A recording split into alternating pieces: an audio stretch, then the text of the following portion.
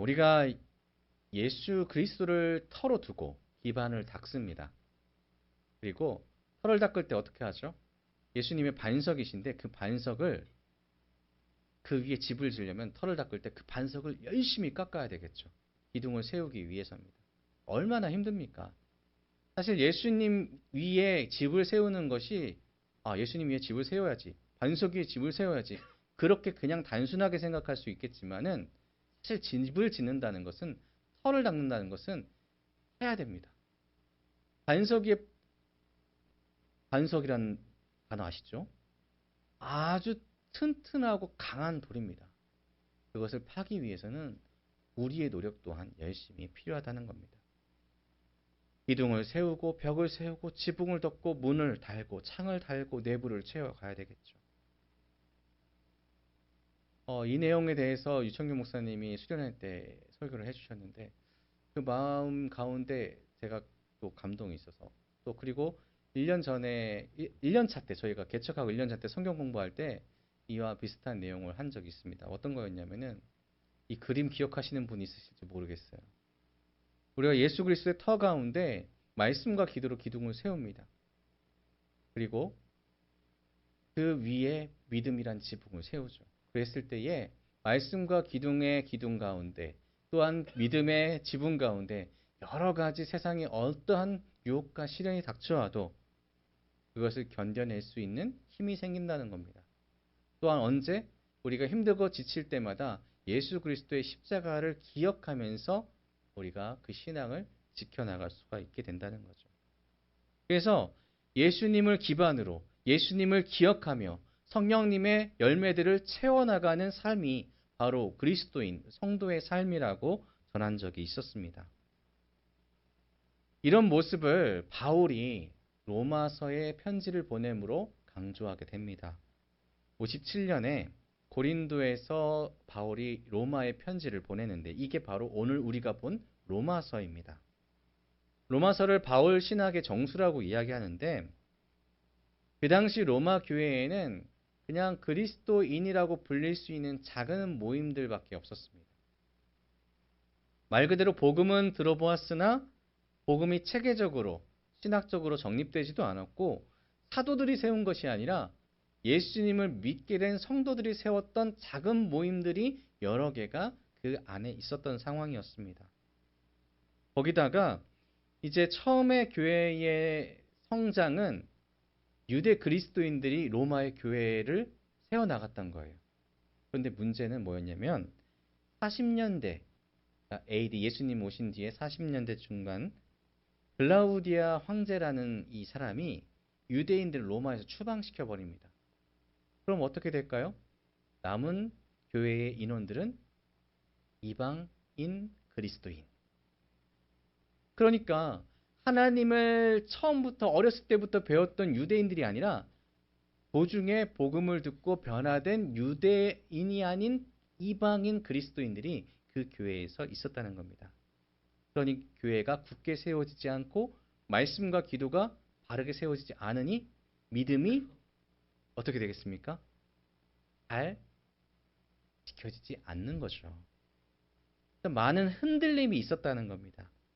그 모습을 보면서 바울이 내가 가야 될 저 로마의 교회 그들을 위하여서 편지를 쓰는데 그 내용이 무엇이냐면 단순하게 믿어야 돼 이것이 아니라 어떻게 사는 삶이 예수 그리스도를 바르게 믿는 것인가 라는 그 내용을 이 로마서에 가득 담았다는 겁니다.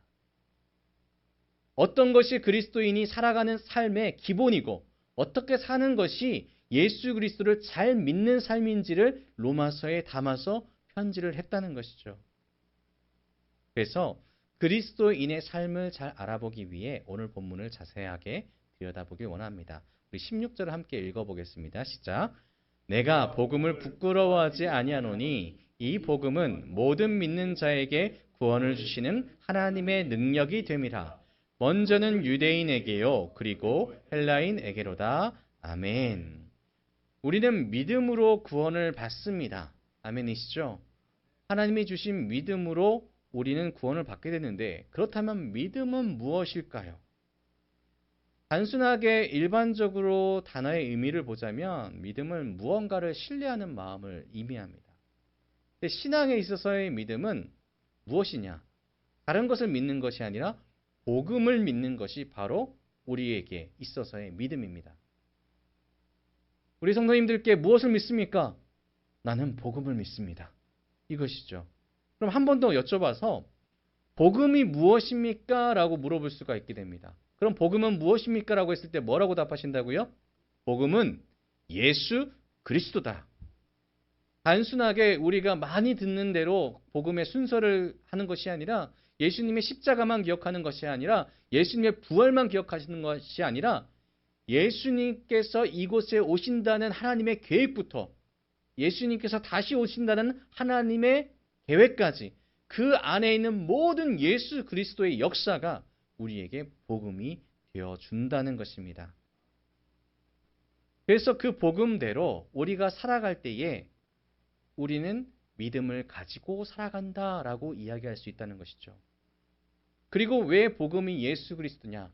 예수님께서는 그 삶을 통하여서 나를 믿는 지금 이 안에 계신 성도님들이 어떻게 살아가야 된다라는 것을 몸소 보여주셨다는 겁니다.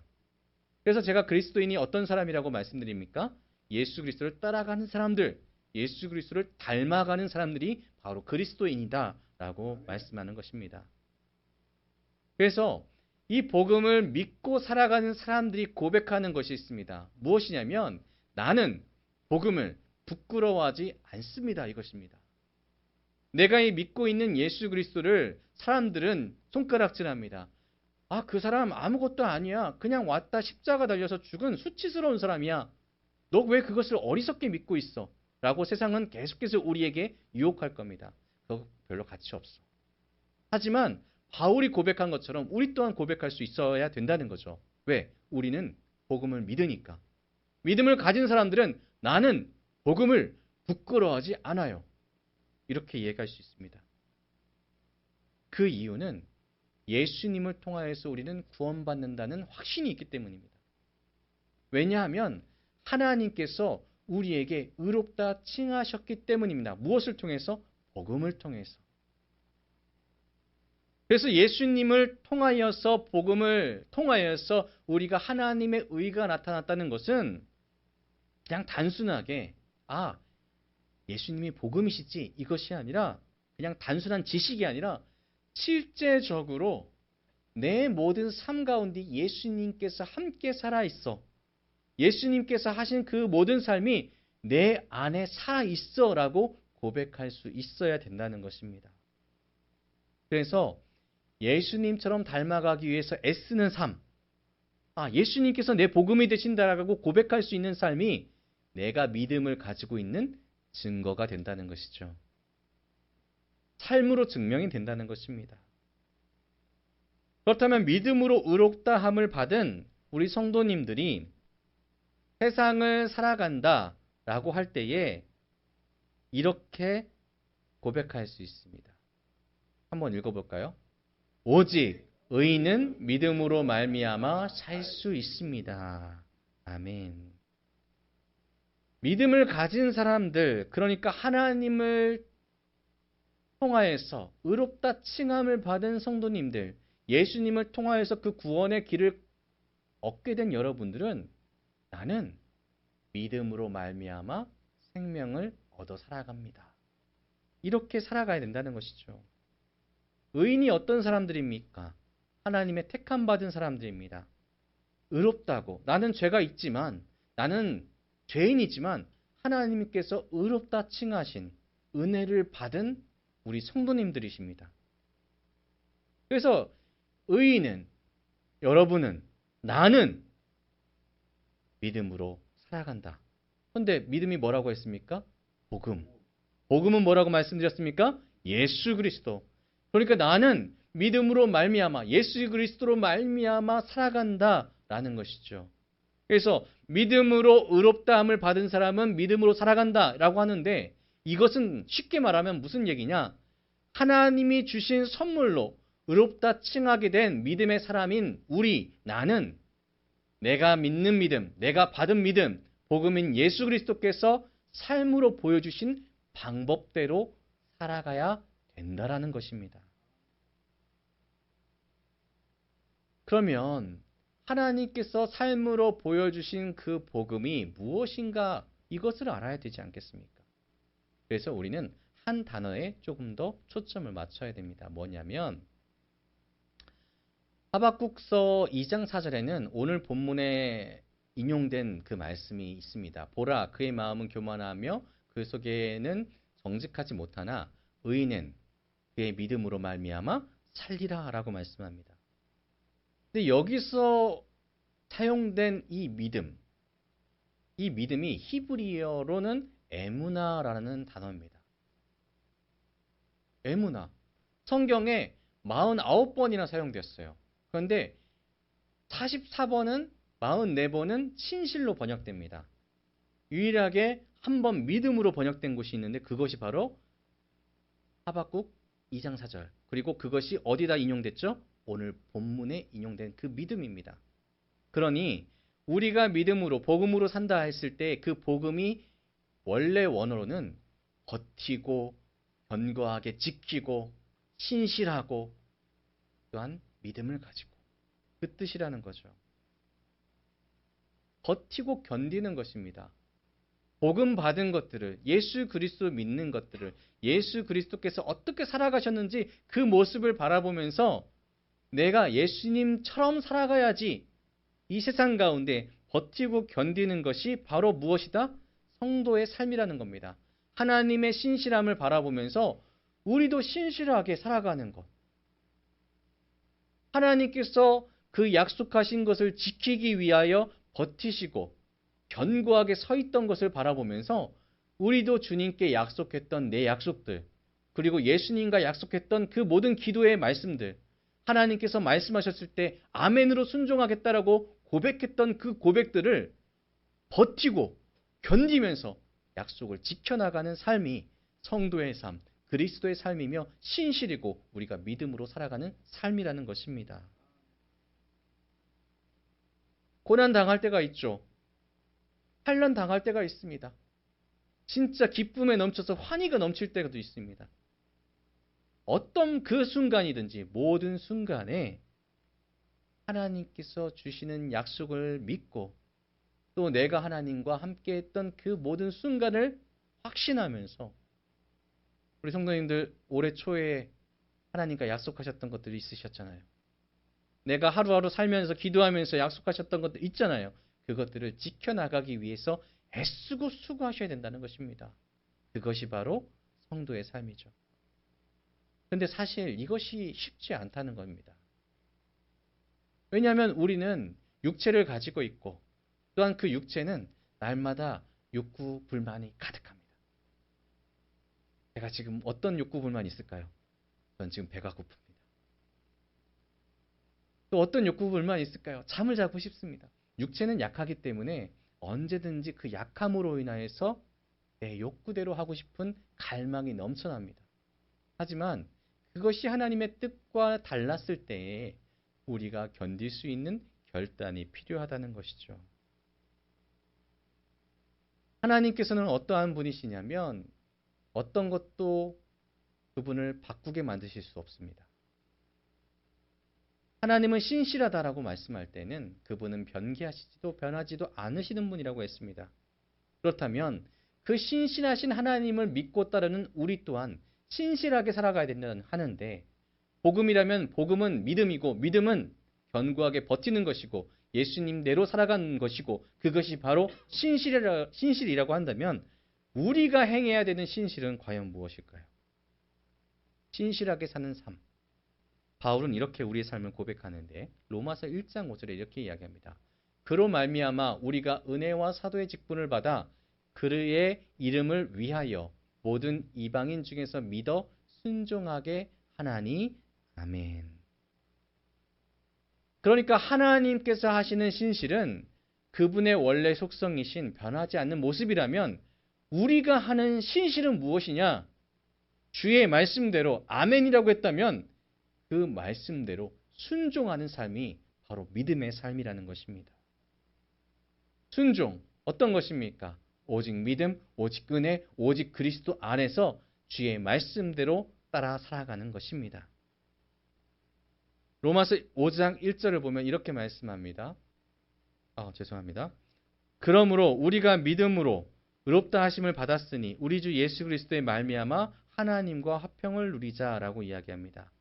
그러니까 성도가 신실함으로 하나님의 말씀을 굳게 지켜서 하나님과 동행하는 삶을 살아낸다면 하나님과 화평한 삶을 살아가게 된다는 거죠. 다시 말해서 하나님께서 여기 계신 집사님께 의롭다 하셨습니다. 의롭다 하셨습니다. 의롭다 하셨습니다. 그러면은 우리는 그 의로운 삶을 이뤄나가기 위하여 날마다 우리의 삶 가운데 이럴 땐 예수님이 어떻게 행하실까? 어떻게 예수님께서는 행하셨을까? 말씀을 바라보며 그 말씀을 봤을 때 예수님이 이렇게 행하셨구나. 예수님처럼 나도 살아야 되겠다. 하나님, 내가 그렇게 살겠습니다. 다짐하고 주의 말씀에 따라서 순종할 때에 하나님께서 어떻게 하시겠습니까? 그래, 잘하였다 하시는 겁니다. 칭찬받는 삶, 하나님께 칭찬받는 삶, 이것이 바로 하나님과 화평한 삶이다라고 말할 수 있다는 것입니다. 그래서 우리는 신실함을 가지고 살아야 된다는 것이죠. 우리는 신실하게 살아야 된다는 것. 오늘 말씀이 무겁구나. 내 마음을 찌르는구나. 이런 표정들이 간간히 보여집니다.